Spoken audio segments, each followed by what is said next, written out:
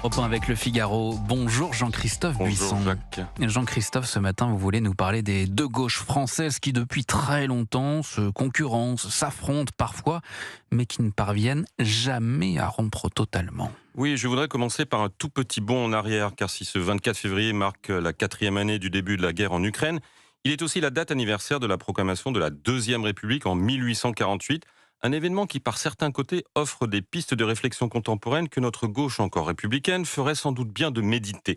Petit rappel historique donc, après la prise de l'hôtel de ville de Paris et l'abdication du roi Louis-Philippe le 24 février 1848, les révolutionnaires tentent d'imposer le drapeau rouge en lieu et place du drapeau tricolore.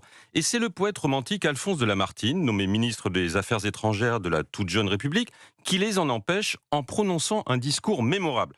Citoyens, je n'adopterai jamais le drapeau rouge. Je m'y oppose de toute la force de mon patriotisme parce que le drapeau tricolore a fait le tour du monde avec la République et l'Empire, avec vos libertés et vos gloires, et que le drapeau rouge n'a fait que le tour du champ de Mars traîné dans le sang du peuple.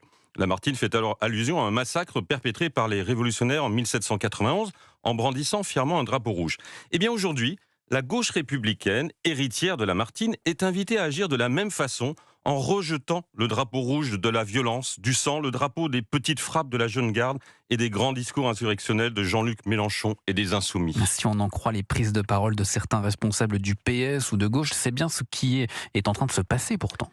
Le meurtre de Quentin a en effet donné l'impression de provoquer cet électrochoc qui a manqué à la gauche française tout au long du XXe siècle, refusant, au contraire de sa voisine allemande par exemple, de rompre avec le marxisme, vecteur d'une violence politique systémique. C'est ainsi qu'on a pu entendre ces derniers jours François Hollande confirmer que LFI est en effet un mouvement d'extrême gauche et que les socialistes ne peuvent plus avoir d'alliance avec LFI. Ou l'écologiste Yannick Jadot parlait d'un gouffre difficilement franchissable si les insoumis maintiennent leur soutien à la jeune garde.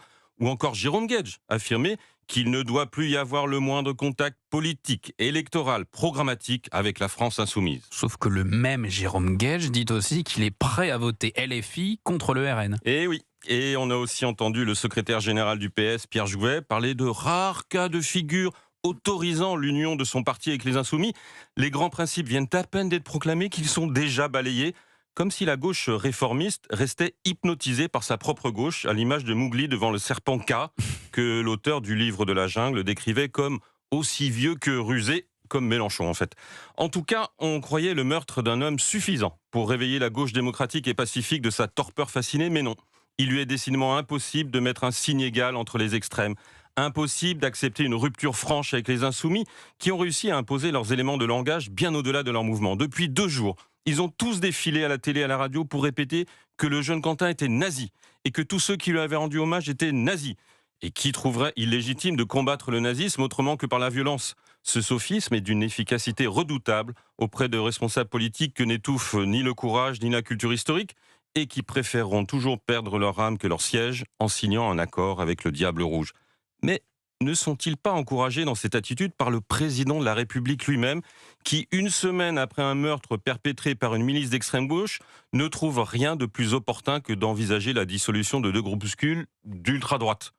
De quoi donner raison aux insoumis et éviter au PS d'avoir à rompre avec eux, puisqu'ils sont moins infréquentables que les autres infréquentables. Pourquoi donc cesser de les fréquenter? L'édito politique sur Europe 1. Merci Jean-Christophe Buisson. Et à la une du Figaro ce matin, la leçon de résistance des Ukrainiens